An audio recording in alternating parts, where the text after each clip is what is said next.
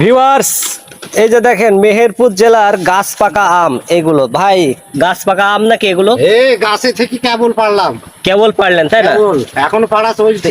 এখনো পাড়া চলছে। এই আম যাবে কোথায়? আম ঢাকায় যাবে। পাকা আমগুলো কি নষ্ট হয় না এভাবে থেকে?